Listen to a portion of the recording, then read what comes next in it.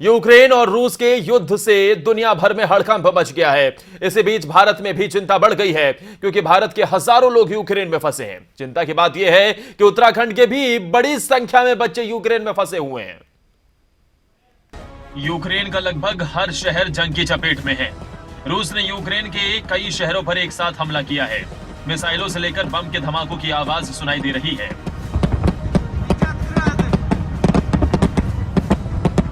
रूसी टैंक भी यूक्रेन में दाखिल हो चुके हैं। दरअसल रूस और यूक्रेन के बीच बीते कई महीने से जारी तनाव ने आखिरकार युद्ध का रूप ले लिया है।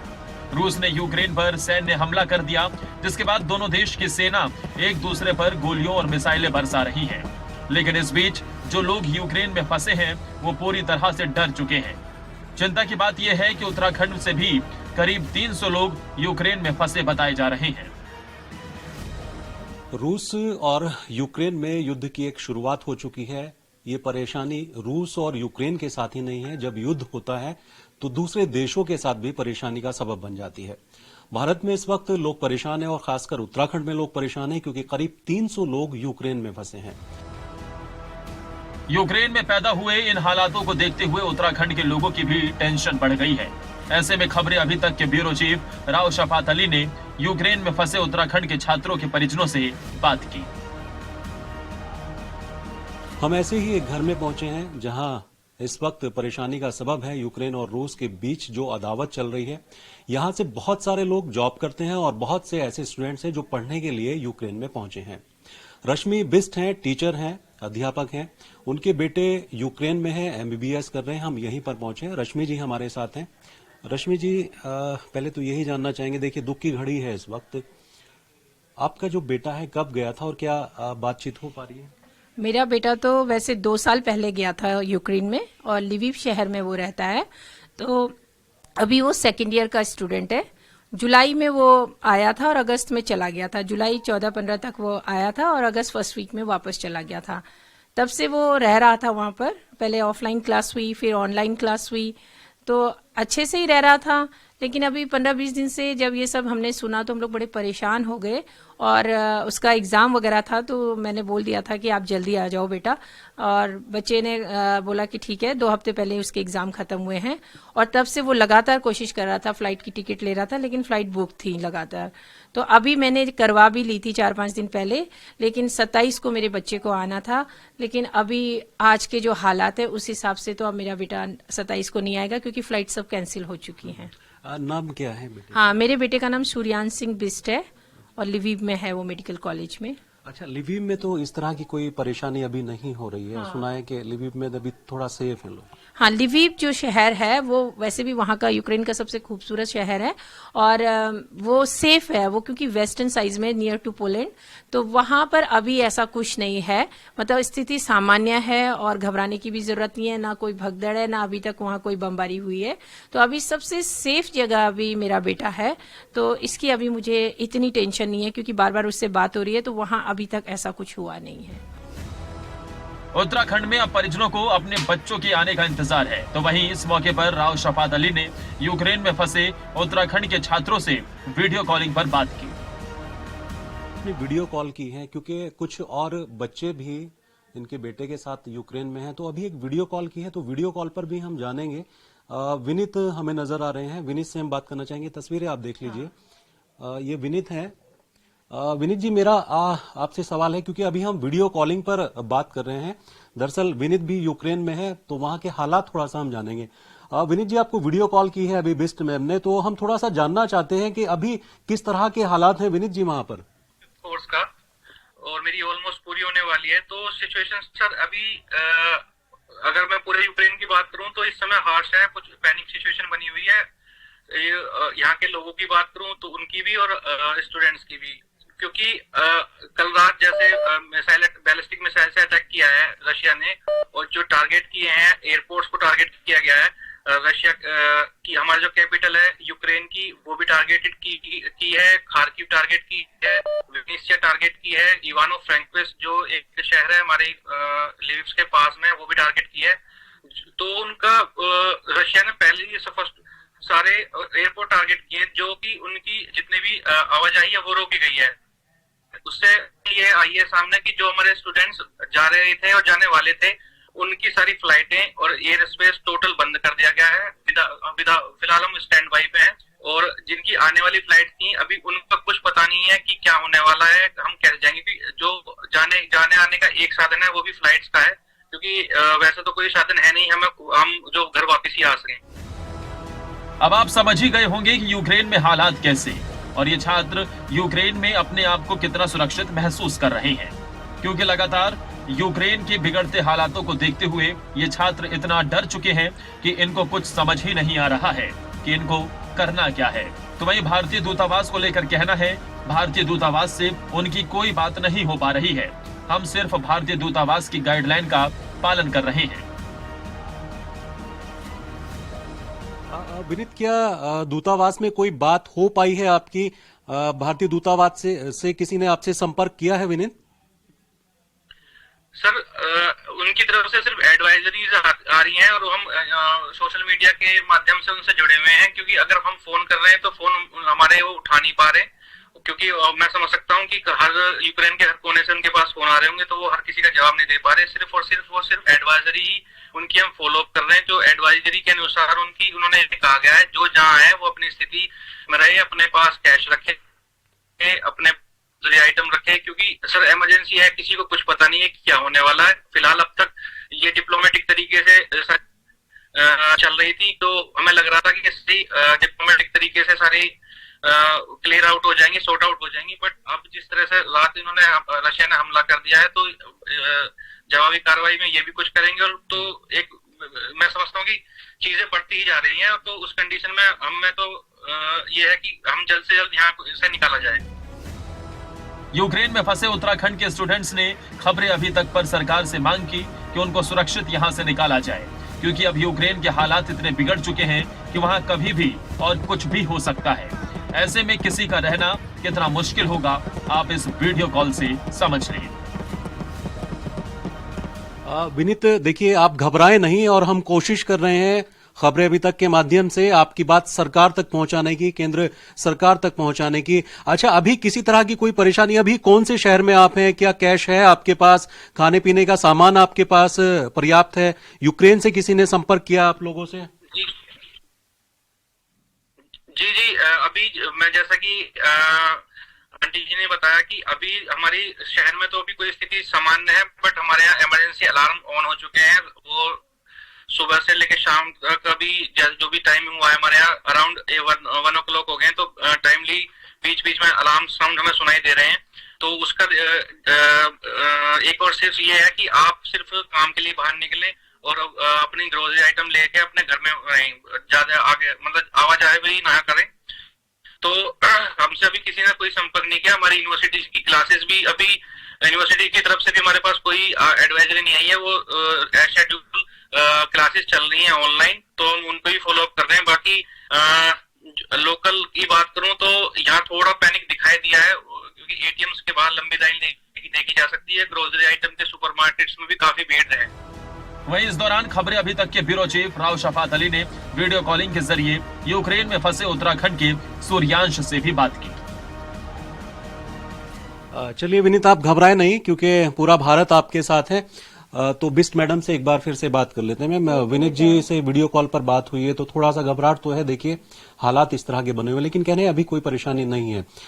क्या आपकी अपने बेटे से डेली बात हो रही थी इस दौरान? हाँ, मेरे बेटे से तो डेली बात हो रही है और मैं लगातार उसको फोन करते जा रही हूँ। और देखिए अभी आपको मेरे सामने ऑनलाइन आ गया है बेटा, बहुत देर से मिला रही थी।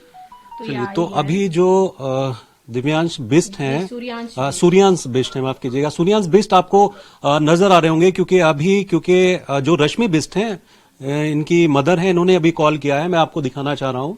तो आप सुन पा रहे हैं हमारी आवाज को? हाँ सूर्यांश, जी सूर्यांश, अभी हम आपके घर में हैं और अभी हम जानने की कोशिश कर रहे हैं, क्योंकि आपकी जो बात है तो हम चाहते हैं कि सरकार तक पहुंचे और जल्द से जल्द आप लोगों को भारत लाया जाए। तो अभी किस तरह की परेशानी आपको यूक्रेन में आ रही है? सर अभी फिलहाल हमें केवल ये है कि यूक्रेनियन एयर स्पेस बंद कर दी गई है और जो हमारी करंट जो फ्लाइट्स थी वो सब फिर से कैंसिल हो गई थी सारी की सारी। तो अभी हम बस ये चाहते थे कि कोई ऑल्टरनेटिव वे मिल जाए या कोई आए हम पे तरीका भारत वापस लौटने का। अभी नोटिस आया है कीव की इंडियन एम्बेसी से, ये नोटिस आया है कि उन्होंने ऑल्टरनेटिव मेथड आए हैं और हमें ये बताया गया है कि हम थोड़ी देर हम सब्र रखें और वो ऑल्टरनेटिव तरीकों पर काम कर रहे हैं। सूर्यांश ने कहा, रूस के हमले के बाद यूक्रेन में भारतीय स्टूडेंट दहशत में हैं। कीव में जहां हमला हुआ है वहां भी कुछ स्टूडेंट फंसे हुए हैं। इसके साथ ही उन्होंने बताया कि यहां सुपरमार्केट से लेकर एटीएम तक में भी भीड़ है। सूर्यांश, अभी जैसे पता चला कि आप क्योंकि अभी वीडियो कॉल हम कर रहे थे तो आप बाहर कैश लेने के लिए पहुंचे थे, तो किसी तरह की कोई प्रॉब्लम बाहर तो नहीं हो रही है जहां आप निकले हैं? सर अभी क्योंकि आपको जैसे कि पता ही है बॉम्बिंग हुई है और थोड़े बहुत कुछ शहरों में हल्का सा पैनिक चल रहा है और तो यूक्रेनियन लोग तो मानसिक रूप से इन सब चीजों के लिए डरे थे ही, पर बच्चों ने हड़बड़ी में काफी ज्यादा संख्या में कैश विड्रॉ करने के कारण से कई सारे एटीएम अभी खाली हो रहे हैं। तो केवल कुछ एटीएम ब्रांचेस हैं जिनमें कैश मिल पा रहा है, तो लोग यहाँ लंबी लाइन लगा के बैठे। सूर्यांश, हम कोशिश कर रहे हैं जल्द से जल्द आप भारत आएं और यही हमारे प्रयास भी हैं। आपकी आवाज को हम केंद्र सरकार तक पहुंचाने की कोशिश कर रहे हैं। वहीं पिछले 3 सालों से यूक्रेन में एमबीबीएस की पढ़ाई कर रहा रुड़की का छात्र यूक्रेन में बिगड़े हालात के चलते भारत वापस नहीं आ पा रहा है, जिसको लेकर अब परिवार वालों को चिंता सताने लगी है। छात्र के परिजनों ने भारत सरकार से यूक्रेन में फंसे भारतीय छात्रों को वापस लाने की गुहार लगाई है। परिजनों का कहना है कि यूक्रेन में हालात ठीक नहीं है, हवाई यात्रा भी बंद कर दी गई है। भारत सरकार वहां फंसे छात्रों को भारत लाने का काम करे। मेरे बेटे को उधर गए हुए 3 साल हो चुके हैं और अभी बस यही है कि अचानक युद्ध शुरू हो गया ना, तो फ्लाइटें भी कैंसिल हो गई। तो हम चाह रहे हैं कि हमारा बच्चा आ जाए, बस किसी तरह उधर फ्लाइट भेज दी जाए, क्योंकि अभी कीव एयरपोर्ट पे भी उन्होंने सुना है कि कब्जा कर लिया, उधर से ही बच्चे बैठते हैं ना, तो उसके लिए बस डर लग रहा है। हमारा बच्चा भी आना चाहता है और हम भी चाहते हैं कि हमारा बच्चा जल्द से जल्द हमारे पास आ जाए। आपकी बातचीत हुई होगी सुबह, तो किस तरीके का माहौल बताता है यूक्रेन में? क्या माहौल तो अभी मतलब डरा हुआ है ना, सब बच्चे डरे हुए हैं, सब आना चाहते हैं इंडिया में। अभी उनको खाने पीने की सब हर तरह की दिक्कत हो रही है। ऐसे में अब उत्तराखंड के अभिभावक चिंता में हैं और सरकार से अपने बच्चों की वतन वापसी की गुहार लगा रहे हैं। मेरी बेटी जो है Kharkiv national university medical university में पढ़ रही है, उसका ये 3रा साल है और उनकी अभी जो पढ़ाई है वो चल रही है और अभी वो रिजर्वेशन इसका हमने फ़्लाइट बुक करा दिया है और फ़्लाइट बुक करने से वो 26 तारीख को इंडिया आने वाली थी। लेकिन जैसा कि अभी न्यूज़ चैनल्स में हम लोग देख रहे हैं और सुन रहे हैं कि वहाँ पर अटैक हो गया है, जिससे कि सारी जो कीव की फ़्लाइटें थी वो रद्द कर दी गई है। एयरबेस भी तहस नहस हो गया है और जिससे हमारे बच्चे वहाँ पर फंस गए हैं। अब हमें हमारी सरकार से अनुरोध है कि वहाँ की बच्चे जो फंस गए हैं उन्हें इंडियन एम्बेसी के थ्रू मदद पहुँचाई जाए और साथ में ही उनको इंडिया लाने के लिए कुछ ना कुछ प्रयास किए जाए, जिससे हमारे बच्चे वहाँ से सुरक्षित वापस घर आ सके। और बच्चे सिर्फ व्हाट्सएप पर ही कॉल भी नहीं कर पा रहे, वो सिर्फ मैसेज ही आदान प्रदान कर पा रहे हैं और फिलहाल उनसे बात नहीं हुई है। कल मेरी लगभग उनसे बेटी से बात 1 बजे तक हुई थी, इसके बाद अभी नहीं हुई है। नहीं, हम लोग यहाँ पे जो हैं वो लोग आपस में बातचीत कर रहे हैं, बच्चों के लिए परेशान हैं और सरकार से अनुरोध कर रहे हैं कि वो हमारे बच्चों की परेशानी देखते हुए, हमारी परेशानी देखते हुए, पेरेंट्स की परेशानी देखते हुए कुछ ना कुछ ऐसे मजबूत कदम उठाए जिससे कि हमारे बच्चे सकुशल देश में वापस आ सके। मेरी बेटी है यूक्रेन में, लवीव में है, अभी उसने दिसंबर में ही गई है, वो फर्स्ट ईयर की स्टूडेंट है। क्या लगता है आपको, उससे बात हो रही होगी? अभी उससे बात हो रही है, तो अभी तो वहाँ पर ठीक है कंडीशन, अभी ऐसा नहीं है, लेकिन कुछ आगे का कह नहीं सकते क्या होने वाला है। क्या चाहते हैं आप, क्या अपील आप? बस अब यही है कि अब बच्चे घर आ जाएं, यही है सरकार से विनती कि हमारे बच्चे सकुशल घर आ जाएं।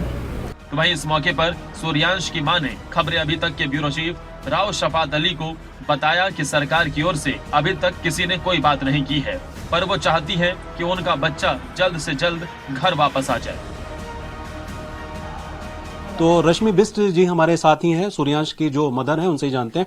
सूर्यांश को भी आपने कॉल किया है। सूर्यांश कह रहे हैं देखिए परेशानी तो अभी कोई नहीं है, लेकिन हालात ऐसे ही बन रहे हैं। अभी क्या उत्तराखंड के किसी बड़े नेता से आपकी बात हुई या मुख्यमंत्री से बात हुई, किसी ने यहाँ संपर्क करने की कोशिश किया, केंद्र सरकार से कोई बात हुई? नहीं, अभी तक तो कोई ऐसे मुख्यमंत्री या कोई ऐसे मंत्रियों ने तो कोई बात नहीं की है। लेकिन हमारे जो माननीय निशंक जी थे, निशंक जी हैं, उनके पीए अजय भाई साहब, उन्होंने मुझे कॉल किया, अजय बिष्ट जी ने, और उन्होंने मुझे थोड़ा ढांढस बधाया है। और उन्होंने मुझे बोला भी है कि अभी इंडियन एयरफोर्स की कोई फ्लाइट जाएगी वहां और रेस्क्यू के लिए, ऐसा कुछ उनको भी सुना होगा उन्होंने। तो बोला कि बच्चों को बोलना कि अपने पासपोर्ट वगैरह सामान एकदम रेडी रखे। तो ये अभी थोड़ी देर पहले अजय बिष्ट भाई साहब का फोन आया था मुझे।